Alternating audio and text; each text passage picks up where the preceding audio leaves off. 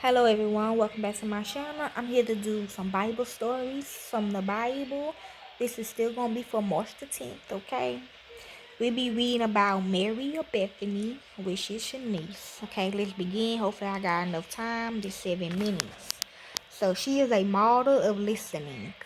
Mary of Bethany is one of the most beautiful characters in all of Scripture, and we can learn valuable lessons from studying her life. Mary was the sister of Martha, and her brother was Lazarus, whom Jesus raised from the dead. We see Mary three different times in the Bible, beginning with the incident in the home of her sister Martha, Luke 10:38 through 42, where Jesus and presumably the disciples who traveled with him was being entertained.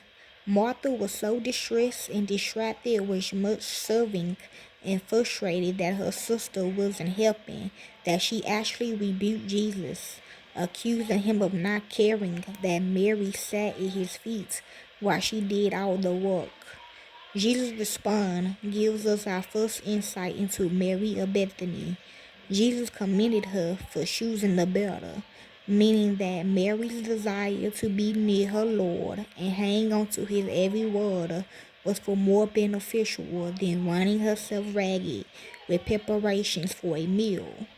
Jesus further said that choosing the better thing, learning of the Lord, will not be taken away from Mary.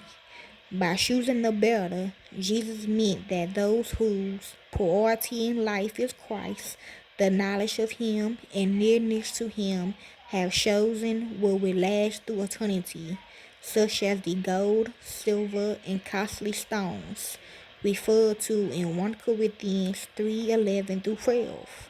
From this incident, we learn that those who are distracted with the mundane and earthly are building upon the foundation, which is Christ, with wood, hay, and straw. Materials will not stand the fires that come to us in times of testing, nor would they be remembered in eternity. Martha's rebuke of Jesus gives us insight into her heart and mind as she tried to make everything perfect and was so distracted that she lost sight of whom she was speaking to.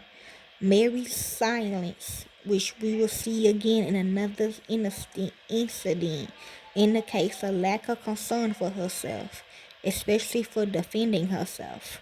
When we focus on Christ, He becomes our greatest passion, and our tendencies to self-absorption dims and fades. The second incident in which Mary and Martha appears occurs in John 11, with the raising of their brother Lazarus from the dead.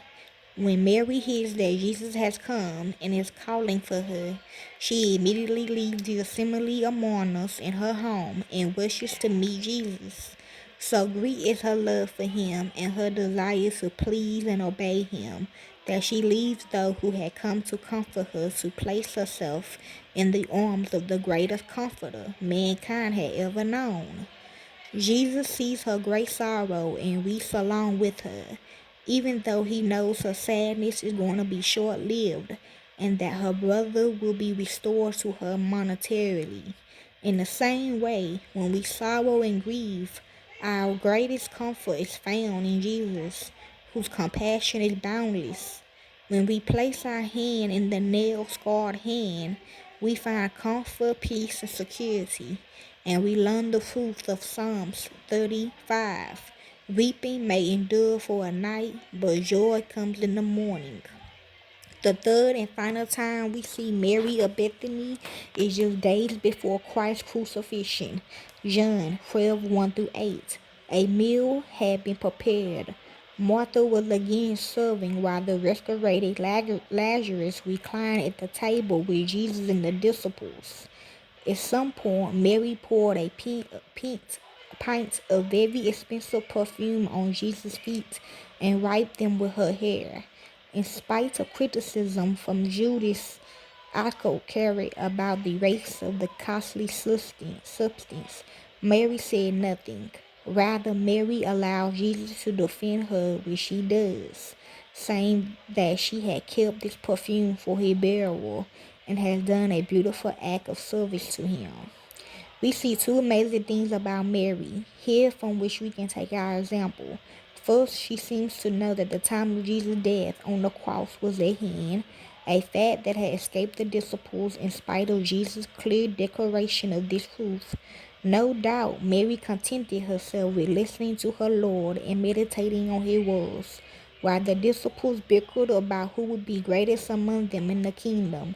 By doing so, they missed the important truths. Jesus was teaching them about his upcoming death and resurrection. Mark 9:30-35.